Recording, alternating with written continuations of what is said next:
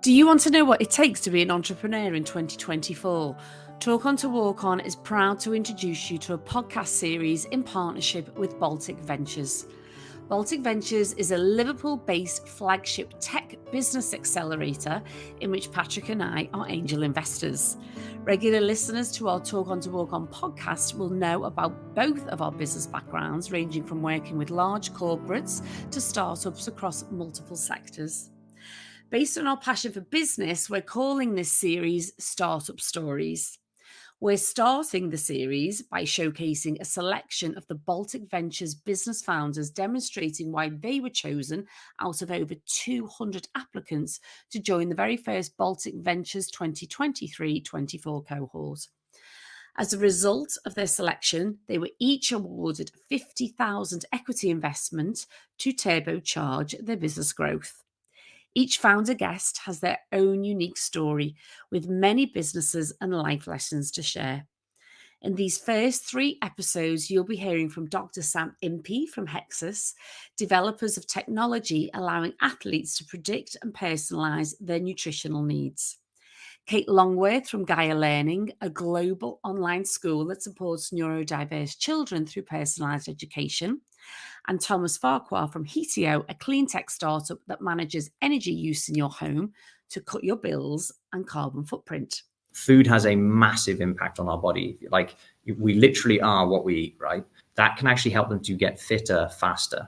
You can get more out of the same training session by changing the food that you eat. From a perseverance perspective, like I have like moderate level dyslexia. I'm not too bad, but reading and writing, I was terrible. I really wasn't that great at school, which is ironic for someone with a PhD, I think. So what we do at Gaia is we take online specialist education to the schools, and we say to the school, okay, so if you've got a child who is struggling in the classroom, and straight away the SENCO or the head teacher goes, yep, I can name you 15% of my 950 school cohort. You know, what do you do when your child is at the school gate, physically clinging on to and refusing to walk down that path of doom, as my poppy calls it, down towards reception? We're actually trying to narrow that fuel poverty gap as much as possible. So that's why we're covering different parts of the journey. We want to take people on that journey. My first advice to a single founder would be go and get a co-founder. Go give away half the business to someone, because you're never going to have all the skills anyway. Horror show of having a bootstrap business, which is what it is. You know, it's terrifying because it was the only thing we knew. We didn't realize that wasn't the only way you have a business. These are seriously impressive and ambitious companies. So we are delighted to be sharing with you a conversational insight into the mindset of these entrepreneurs and how the power of conversation and community created at Baltic Ventures has boosted their growth by giving them the courage and confidence to walk on towards their dreams. If you love what you hear and want to learn more about becoming an investor or applying for the next Baltic Ventures cohort, go to balticventures.uk. If you want to learn more or connect with any of the brilliant businesses featured in this series, all details are in the show notes. We're proud to be playing a small part in the journey of these fabulous founders. So let's talk on to walk on with Sam, Kate and Tom in these first 3 episodes, and let's see where it leads. Kate, Gaia Learning, I've been really excited to get you on. And not only because you're absolutely fabulous, but also one of the very few females in Baltic Ventures. In terms of Gaia Learning, let's just dive straight in and share with us how Gaia Learning is changing the world for children and the parents of neurodiverse children. Oh, Michelle, you could have just ended on changing the world and I'd still give you a I love that.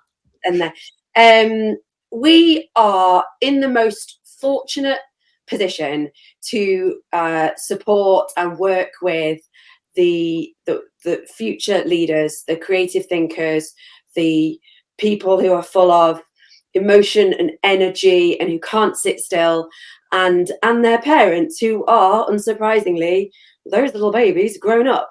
And so we work with those kids to help them thrive in education, to create education and learning programs that fit for those children so that they can either stay with us or go back into the mainstream school setting, or go to a farm school, or learn in the community, or get an apprenticeship, or do whatever is the right thing for that child. And we're very lucky because we get to speak to parents on a daily basis. We talk about those parents and those kids in team meetings like we've just done, and work with the schools who set out with the absolute good intent of helping these kids thrive. The SENCO leads, exec heads, head teachers, humanities teachers are there to help the children. Sometimes they don't quite know how to do it. Sometimes the system isn't that easy for the children, for the parents, and for their educators, the teachers. So we get to sit in the middle and all hold hands around the babies, as we say, talk about our own kids. So yeah, so creating personalised learning programs and tech to support these children so that they can go on and be absolutely kick-ass and teach us how to do our jobs in 5-10 years time. Yeah. I love how you went straight in to say how amazing they are, because that is an incredible, powerful message that in particular, not just the kids, the parents need to hear that, don't they?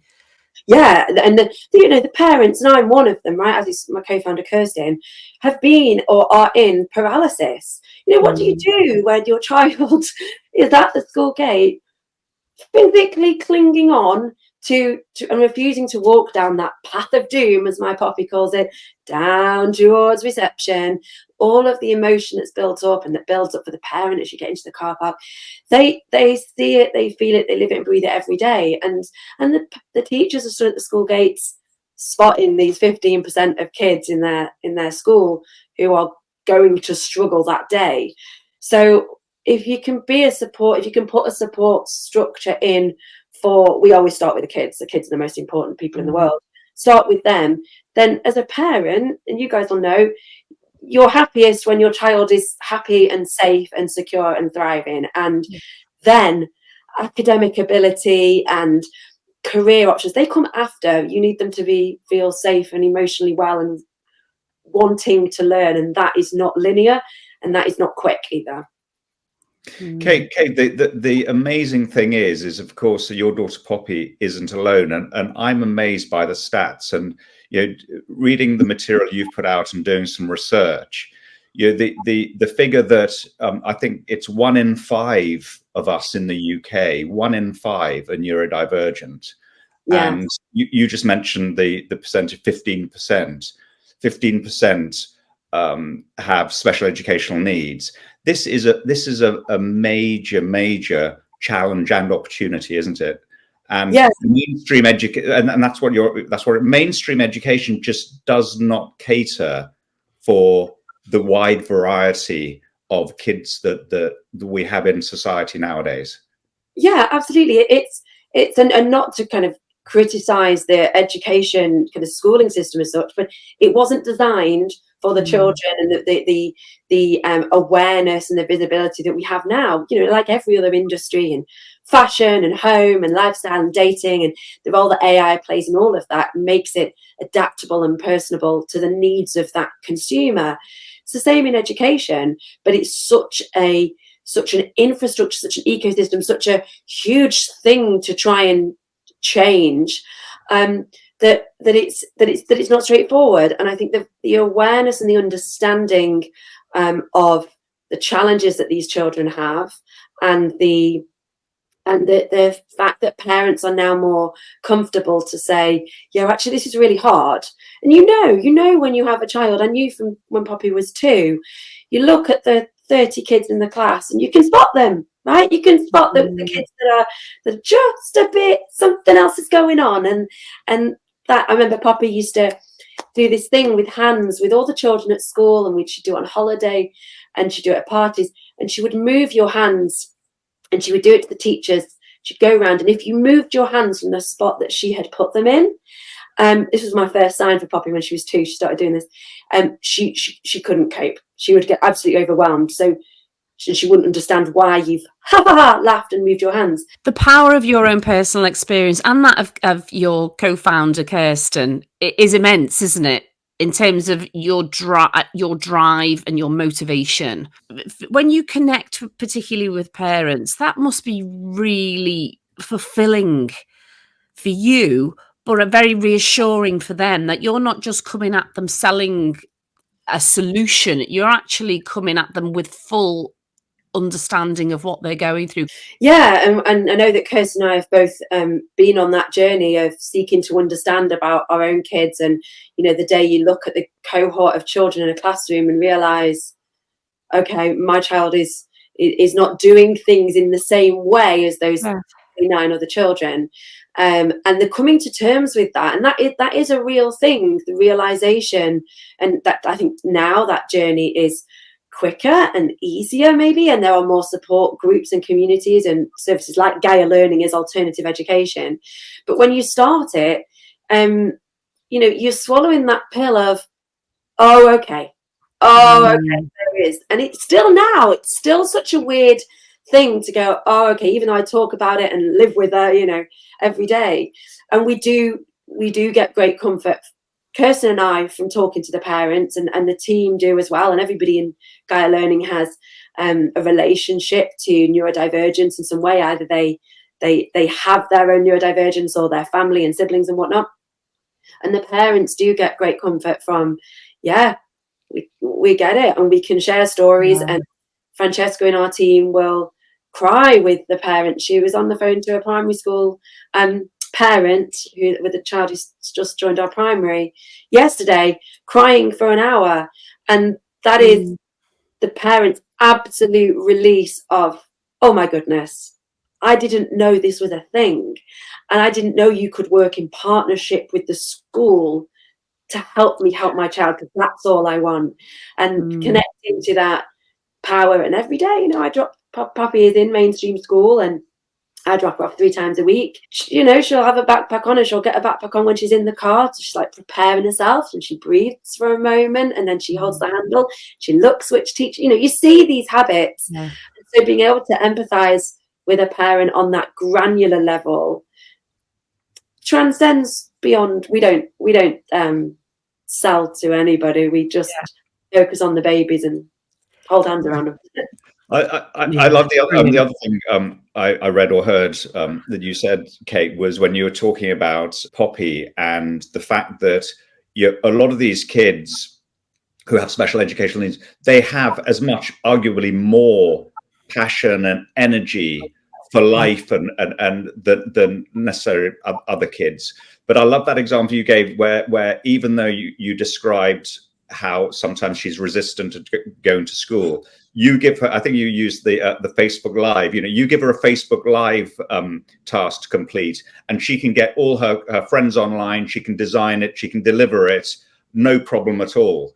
Yeah, that just shows, you know, the way her mind, I guess, is wired, and her brain is wired, and some of these other kids, it's just, it's different, but it's a way, it's something that should be celebrated, celebrated and nurtured and brought on. So moving on slightly to the business side, for those listeners who aren't familiar with Gaia Learning, just explain briefly how you have an R and develop this as a business, and where you're getting your revenue from, who the customers are, and so on, just from a business model perspective.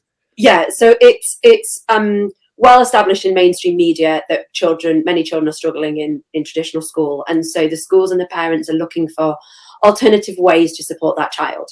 The schools know, and we know as parents in the community, that they have a legal, moral and financial responsibility to provide education to the children. And in the same breath, the physical classroom isn't working for many children. The teachers are struggling, and the school leaders are going, literally, what do we do? And we're still in this. It's a very live, conversation with every new school we speak to. And so the rise of what's called alternative provision, alternative education methods that are often mostly face-to-face. It might be a farm school. It might be a craft and knitting group for some children. It might be a sensory room. These different methods of engaging and linked to education are becoming well established. So what we do at Gaia is we take online specialist education to the schools, and we say to the school, okay, so if you've got a child who is struggling in the classroom, and straight away the Senko or the head teacher goes, yep, I can name you 15% of my 950 school cohort. If they're struggling, what we do is work with the school to create a blended or hybrid or flexi school, whatever you want to call it, program to support that child. So they might go into the physical school a couple of days a week. They might be obsessed and in love with graphic design and art and PE, but getting them to do what is usually English, maths and science in the school setting is really difficult. So we say, okay, well, we've got an open timetable of small classes of up to 12 kids from different schools, from different homeschooling communities across the country, sometimes the world, and they all come together and learn. And we aren't linear in the education. So, for example, it's not about 1 + 1 = 2. It's about what are the different ways you can do maths. For example, I know there's a primary class happening right now that is maths, and it's through the theme of dinosaurs. And I just looked at the team and I went, I don't need to know how you're doing that, but I'm just excited with the fact there's a class about dinosaurs and maths, and they'll teach English, maths and science through dinosaurs with a bit of history. So it's about creating something that engages those young people and then facilitating conversations around education with those young people as well. So schools buy places on our timetable and one-to-one support. Parents buy places on the timetable, and it's for children ages 8 to 18. Immense. I want to go to your school. I wish I could go back. I know. Literally, I'm going, dinosaurs and maths. I know, right? They were designing a dream house in English yesterday. That was like an learning exercise for primary, because our primary timetable launched yesterday. So what would your dream home be? Where would you like to live? And they started an English lesson through that. And I'm sat here going, that's such a cool way to learn English, like through creative. So it's all about unlocking what the child's interested in. Because Poppy, if you give her maths in the classroom, she won't do it. But what she will do is do her Poppy's Planet Club brand on Facebook, talk to 200 people. She's the queen at interviewing. I mean, Michelle, you're a legend, but Poppy, you were just... I'm getting Poppy on next. Don't even joke. She's got a little podcast as well. The girls are legends. Fantastic. Yeah. Absolutely brilliant. Interesting. Absolutely. You know, Kate, your energy is off the scale. How do you sustain it? I have the privilege of hugging Poppy to sleep every night and seeing her journey and understanding of her own neurodivergence, which is just new. That's just started. We don't have time to go into the conversation in the car, but I am in that privileged position to be able to do that and to be able to talk to or hear about the parents and the kids. We talk about them every day, and so knowing, literally seeing the impact. You know, Poppy struggled to go into school 2 weeks ago on a Wednesday, so she did English, maths, science and art with 8 other kids on the classes, and she absolutely loved it. I heard her slam my laptop way too loud and go, "Maths done, that was brilliant." I was like, "Can I have a sound?" You know, treat. Yeah. Conversation apps. I mean, we talk, our Talk on podcast, we keep mentioning is based around the power of conversation. And certainly in business, it's incredibly important, but often overlooked. But it's absolutely embedded in your business, isn't it? Yeah, the ability to understand the child and the parent situation and the school and the ecosystem only comes from having those conversations and taking the time to understand. And you know, you talked about conversation, the chat with Poppy in the car when she said, "You know what you do with Gaia?" I was on the train driving to go to pick my friend up at the train station. "You know what you do with Gaia?" I said, "Yeah." And she went, "That's for kids that have got brains a bit different, isn't it?" I said, "Yeah." And she said, "I think mine's different. I think mine works differently. It's called neuro, isn't it?" And I said, "It's neurodivergent." Yeah. And she started to cry. And so we're driving to the train station. But that conversation is one that parents are having around the country with their children, and being able to relay that to the team and to your Kirsten and I share with the team all the time, the beautiful moments that we have with the kids and the challenges and the TikToks of only being able to buy a certain type of socks from Next. They ever stop making those bloody socks, I will be in trouble. But the conversation about the space, why we're in it, who we're in it with, and from a business perspective, schools feel it. They feel the challenge. Investors, everybody knows somebody that has a child that struggles in school. It's a universal visibility, a universal truth that's the case. So yeah, we're big into chat and mouthy on social media. And I know you and Kirsten are very close because you bonded over, you know, your everything that you stand for, your personal experiences with your own children. You met on LinkedIn. You did meet online though, didn't you? How does that relationship work between the two of you? Tell us about your partnership. Oh my goodness. It is an enabler to everything. So we have been through since June 21 when we met. It was the height of COVID. I was online teaching at home to Poppy or whatever I was doing. I wasn't doing it at all. I was drinking a gin and tonic, launching a national gin business, and Poppy was in the pool the whole summer. And Kirsten was looking for a marketing specialist, and my background's in education and marketing. And at the same time as Poppy really struggling, at Kirsten, hearing Kirsten speak under a previous brand that she had in a slightly previous scope, and going, okay, this is weird, because she was just starting to realize her own ADHD, which I'll let her talk about one day, and start to talk about the challenges with Aidan. So the fact that we have such shared experiences of business, of purpose-driven stuff, of challenges with and kind of beautiful moments with the kids, means that there's no conversation off the table. So it means as co-founders, you both work with good intent. We work very differently. I'm a marketeer, I'm sales, I'm community. Kirsten is technical. She's how you fix things, what the tech stack needs to look like, learning pedagogy. I'm like, we know it works for these kids. I'll go and sell it and speak to schools. She's like, we need to check we've got the data and how it all fits. So it works really well, and apparently is like a classic model, but we didn't know it until I mentioned Baltic Ventures at the beginning, until we went through that journey together. And they went, oh, okay. And now there's 13, we're just on our 14th hire in the team. It's no longer just us and a couple of tutors. It's got a whole thing going on. So yeah, we have to stay open, good intent, communicative, and it's not always easy, right? You're having big conversations about life-changing stuff for us and for the kids. And the nature, I think it's important to know, the nature of what we're doing and the nature of what we're talking about is highly emotional as well. We do, I less so, but certainly Kirsten will speak to parents. Kirsten still teaches occasionally, so she's more at the forefront and with the data and understanding of these kids. She's more at the forefront of understanding what we're dealing with in a positive sense. And so that is draining. That's hard. That can be really, really hard. And I think giving ourselves the space, the emotional space that we need to process it, actually then powers us back up.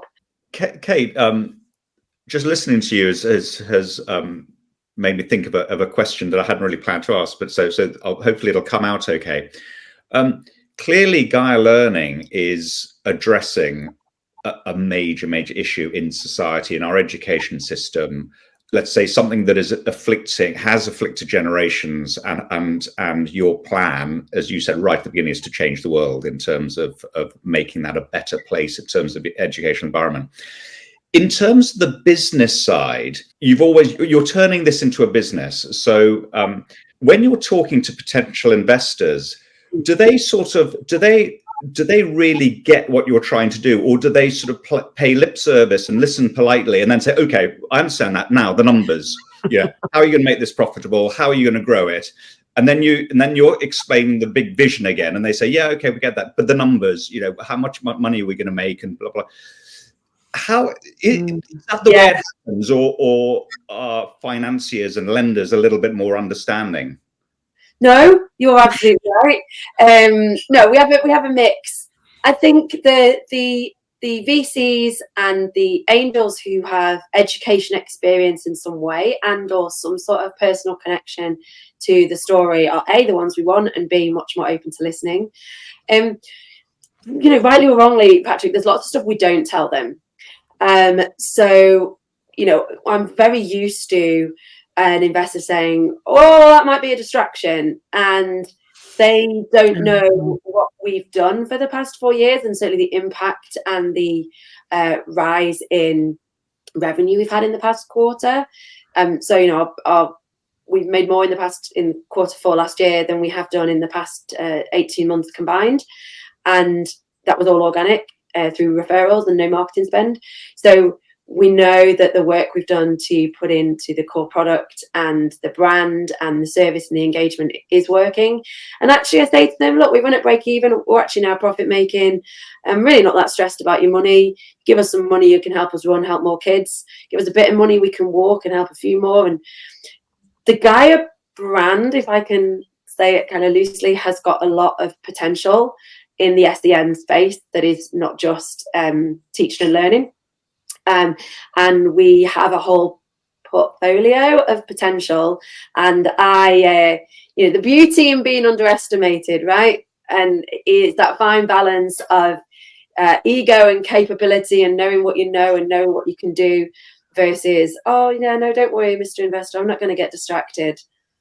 I'm a bit like, you don't know me. I've not been distracted since I was 4. And the amount of people that tell me, don't get too excited. Don't get overexcited. Oh my God. All right. So there are some people, some investors that we talk to about the bigger vision of where Gaia Learning sits at the top and what it has underneath it, because we're in a very unique position, I believe, of understanding the ecosystem and the future. And tech, Gaialytics, the software that we're building with the Raise, is something the world needs that sits outside of just neurodivergent children. We're just starting with the kids who need it most and where there is transparent funding. But actually, all online schools, all alternative provision, all tutoring groups will have an online model in the next 5 years, either under their own brand or outsourced. And the whole world will need to understand the impact of online learning, just like the impact of education, and DFE and Ofsted are interested in that. The role that online learning plays and online education, how you measure, track, celebrate and report, is something that will not just be for neurodivergent children. And so that's what we're building. And, you know, I'm regularly told, well, you've got 2 business models there. And I go, I've got 2 revenue streams. I've got 2 complement. And, you know, sometimes I just go, you got to keep some stuff, back here. Power in silence sometimes and biting your lip. Strength. I'm looking at some of the material you put out, Kate, of those 2 revenue streams, and you've mentioned Gaialytics for the first time in this episode. That's where you see the future in terms of the scalability of what you're building there. Tell us a little bit about the tech aspects and the Gaialytics. If you think the rise in online education is happening in every type of education, every country, it's online edtech is increasing in value as a market 7 times faster than just education. So understanding this wild west world where currently providers, one will use Zoom, one will use Google Meet, one will do pre-recorded, one will do live, one will do whatever. Understanding A, how they fit together, and B, most importantly, the impact they have on that young person, both holistically and their well-being and their confidence, as well as their academic achievements and output, is really important. And it's only going to grow in increasing importance. And we are in a great position where the amount of data we have on the children's how they learn online, what works, what online engagement looks like, and it's how it correlates to impact, well-being, and academic achievement. We are, and how this is part of the ecosystem, because we're not a Gaia Learning or school. You know, we work in that hybrid model. That puts us in a very unique situation. So creating a piece of software that can measure the learning experiences and impact for the children who come to Gaia Learning, whether it's through a family or through a school, is one thing. And turning that into a piece of software that you can enable all schools to plug into and plug in their own virtual classrooms and their own learning environment, so that they can track user learner engagement and impact, and give the parents a view to the child's holistic learning experience, whether that's online or in school or blend, is what the world needs. Now, we know that because of the nature of what we do. Investors don't know that. And actually, the most common sentence I've had at the moment is, we don't know the ed tech world well enough. We're not quite.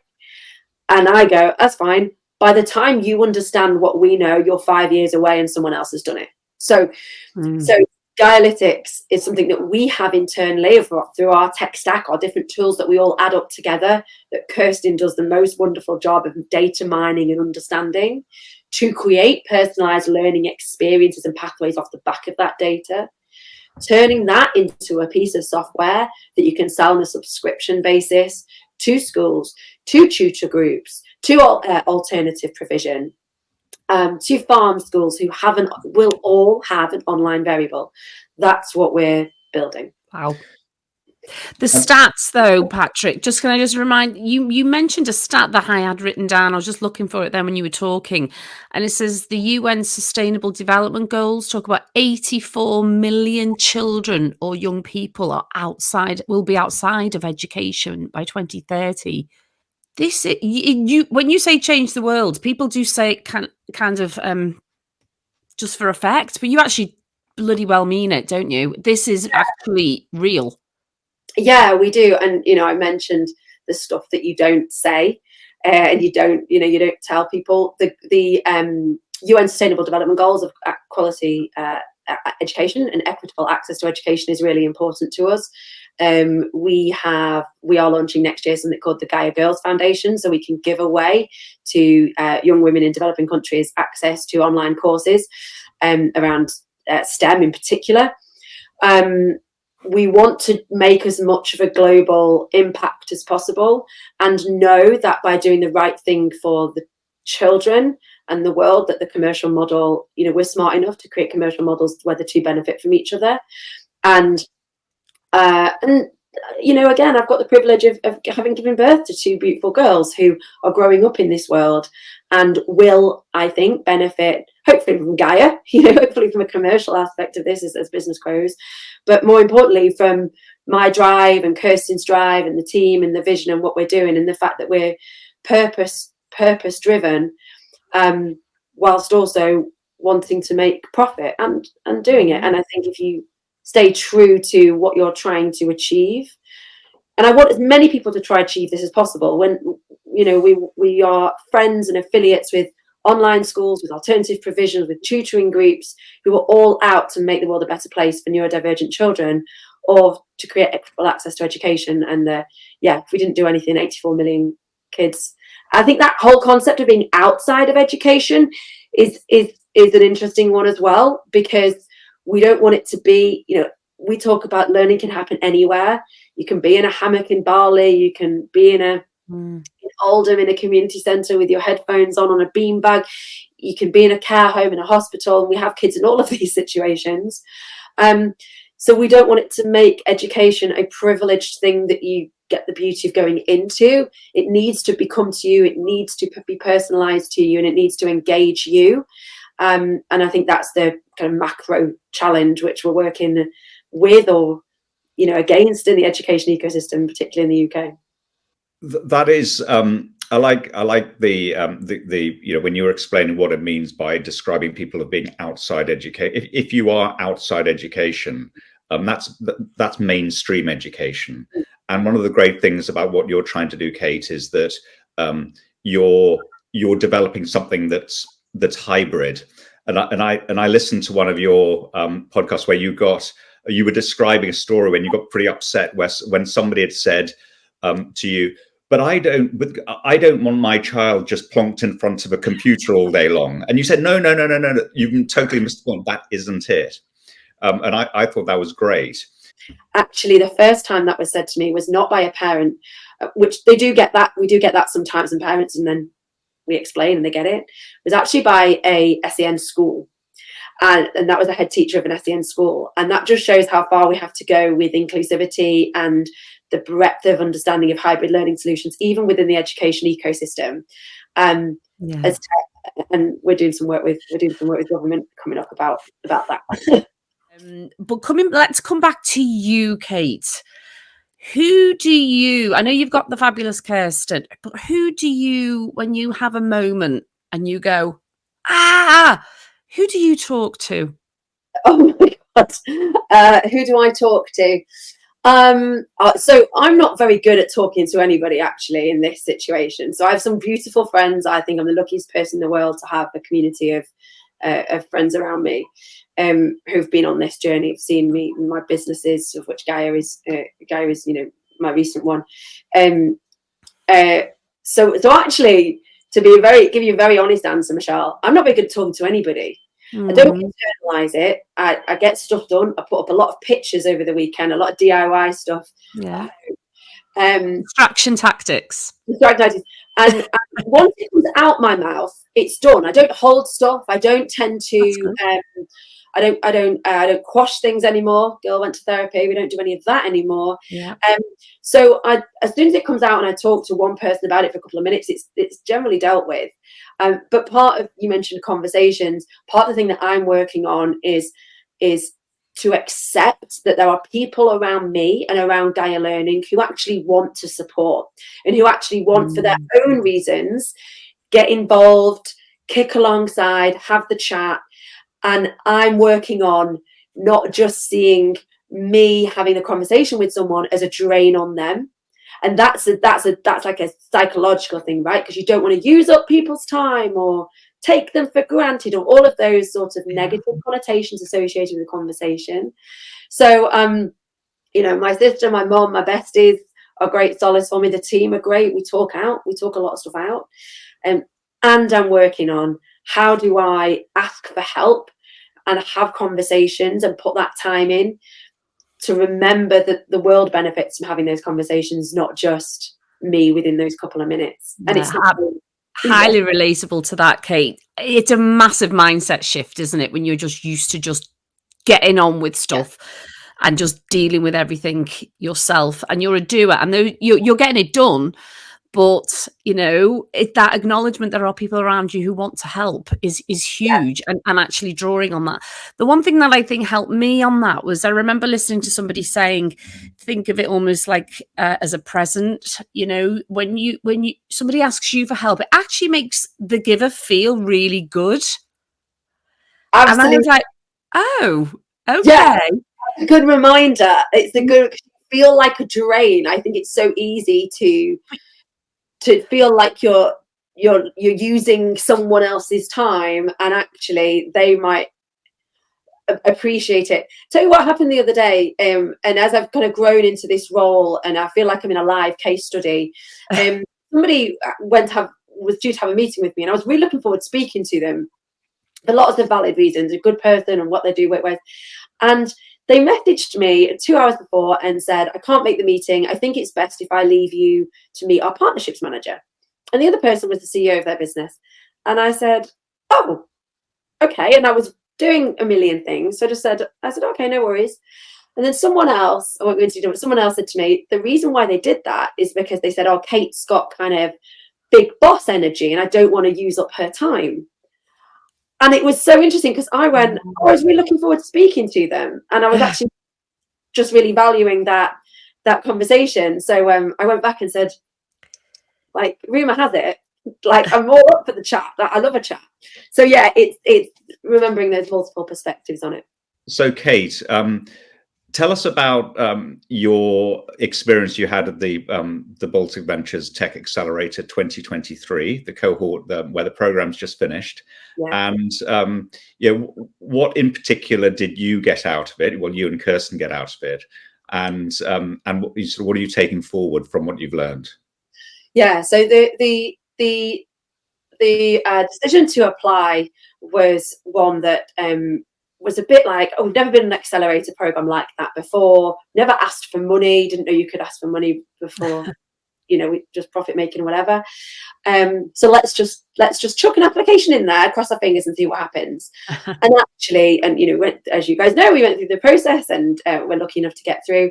What it gave us, what it gave me in particular, because I was there every Monday, was the headspace and the community and the conversations to realize not so much the cliche of you're not alone, but that there is an ecosystem. I've never been part of like a tech ecosystem or whatever. And so, there's one thing, the knowledge that we got throughout it, But for me, most importantly, it was the meeting of the people and the dedicated brain space. And I think those two things are what have accelerated Gaia Learning and enabled us to have the quarter and the last 6 months that we've had. Because it just might be one thing that someone said on the program, either another cohort member or a coach, and you go, I've never even thought of that. And I remember day one, actually, with regards to Dialytics, and Kirsten and I then came up with the name for Dialytics. I was like, I haven't even got a slide on that. I haven't even talked about data in the pre-pitch deck as it was. So the brain space and the clarity of thought for me was really important. And I think that's what I'm trying to take moving forward. And then the community part of the relationships that we've made has been very, very special and will continue to be. I want to do more accelerators now, but I want to do it with the people I've just done it with. So can we all come back together like a 90s remake? And just definitely, the message that's coming out consistently loud and clear throughout these podcasts is the bond. And you've got to be in it to win it, right? And this is a bit about making the headspace and having the conversations and putting time in people's diaries with them, and going to things. I'm going to an event in Manchester tomorrow. My role has moved from being the person who speaks to the schools and the parents and EHCP meetings, and other members of the team do that. And, you know, just like Kirsten has gone from the person doing all of the teaching, figuring out the tech, to we've grown like you would expect.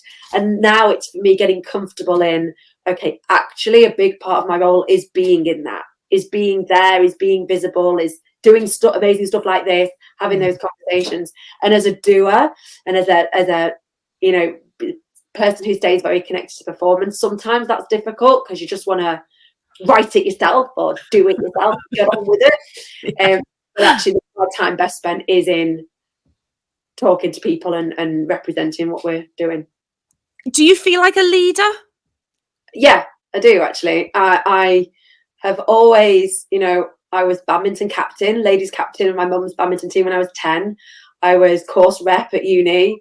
Okay. I was that, you know, I was Annabelle. My 11-year-old has been head girl, has been netball team, you know, I was that. And so I feel very lucky to, I think we recruit good people at Gaia. I think we've got strong values, and they tell me I'm all right, and they seem to be happy with it. And I feel like, yeah, I do know what I'm, not necessarily know what I'm doing, but know why I'm doing it. And then so you just mentioned there, yeah, without going full back into your childhood history, is there a foundation there? Do you, when you just take a pause and you go, how the hell did I get here? Where does this come from?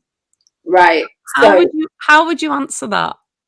I'll tell you what, I'll answer it the same way I answered one of my first job interviews when I worked for E.ON when I started the graduate scheme. So what you won't know about me is I had liver cancer when I was born, and I had 3 heart attacks and 2 heart failures. And I was a 1 in 1.95 million chance of survival. So I had a big scar across my body where I had world first surgery in 1986. And I have this absolute belief that it'll be all right. And that I can, you know, I'm not religious. I'm not overly spiritual, but I do carry, call it ego, call it the fact I'm a Leo, call it whatever you want. But there was a reason why I survived something which wasn't supposed to. So I kind of bring a lot to that. And, you know, that my scar is you can't see on the camera, like it's 35 centimeters long. So it's a daily reminder, that, and match it with Poppy is a daily reminder of you can just do stuff. You can achieve things. And yeah. So. And your why, you know, sometimes why very much underpins, you know, that drive and that motivation, doesn't it? And you, what a story, Kate. I wasn't expecting to be honest. As you say, it's a daily reminder. It's a daily reminder. Daily reminder. There's a sensibleness that comes around that with me. I'm pragmatic. I like to know where I'm making an impact. I am the most optimistic person you're ever going to meet, which works both really, really well for me and sometimes is not good for me, because there's other challenge with boundaries. But I believe that everybody has good intent. the school system have good intent, the teachers have good intent, Ofsted have good intent. They're there to help the children. Sometimes things just get difficult to see. And so I think if you hold on to that, and I hold on to that, I believe that will make me successful however I choose to define success. And same for Gaia. Interesting, the word success, isn't it? Because what does that look like to you? I think I'm the richest person in the world. I have my own home. I have 2 kids. I have 2 very smelly border terriers. I have the ability to make choices. And I think actually the ability to make choice, we talk a lot of Gaia about giving a child agency, giving them understanding, enabling their understanding. And so success is a feeling, and it's transient for me anyway. And it is not driven by money. I think Gaia is incredibly successful. Will it get physically bigger? Will it grow in revenue? Yes. And, part of what I say to investors is we're a tiny, tiny, small sparrow. We fly really strong, and we've got lots of other sparrows around us that want to fly with us. No, we're not a crow. No, we're not an albatross. We're a really, really small sparrow, but we are growing. And so what we've got is successful. And I think that combined with the good intent, combined with the babies, and then a commercial model that is not argued with or is adapted in partnership with the schools where it needs to be. You got to keep trying, right? Just gotta. It's incredible, actually, Kate, that you've, and I think you're in your company. Gaia Learning is in the minority here in terms of the Baltic Ventures cohort, that you've brought your business to where it is today based on bootstrapping, and the money, the equity, the £50,000 you got from Baltic Ventures, and that's it. So, which is, as I say, I think in the minority of the businesses that are in that 2023 cohort. So where do you see now? You described the sparrow and the sparrow potentially getting bigger. Where do you see the next, let's say, 12 months, 24 months for Gaia Learning? So I think there's a what we know now is the product works, the price point is appropriate, the brand is consistent. So we've spent the past year figuring that out and doing some test and learn stuff. So now it's about doing more of that. So now it's about more relationships with schools, local authorities, more families. From a marketing perspective, we're lucky to have both a B2B facing brand with the families, with the schools and the MATs and the local authorities, and B2C with parents. So we get quite a push and pull model going on, which was by design, but lucky that we kind of landed on that last year. So it's the growth of Gaialytics and the data and the understanding of the data of what we have, and how we better understand those children's learning experiences and use that data to create personalised content or pathways for our own kids, for the own kids that come to Gaia. On a practical basis, it's more team, it's multiple timetables. Timetabling is a nightmare. Fortunately, I stay out of it. How many kids, what class, all that sort of stuff. But I think it's doing more of the same. There's other stuff in the pipeline. There's the Gaia Girls Foundation that I mentioned in the next kind of couple of years. There's some more stuff.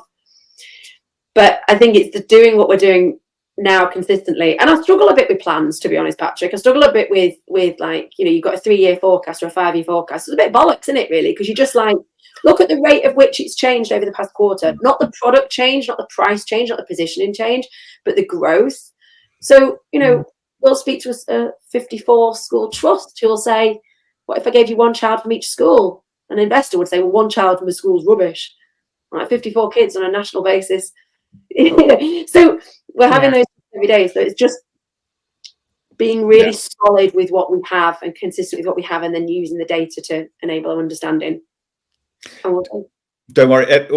Most, if not all, of the businesses that I've ever been involved in, when they get to planning, they might have a 5-year plan, a 10-year plan, a 30-year plan, but they'll change that plan every few months. So every few months, their long-term plan just changes. Well, it's about being adaptable, isn't it? You've got to adapt, and things can just change overnight. That's the excitement of it. That's the shit. This has just come in. That email can just drop, and things can just change overnight. We have, we're getting quite a lot of interest internationally. So, in fact, my call after this is with Australia's largest tutoring group. They have several inquiries for supporting SDN kids online.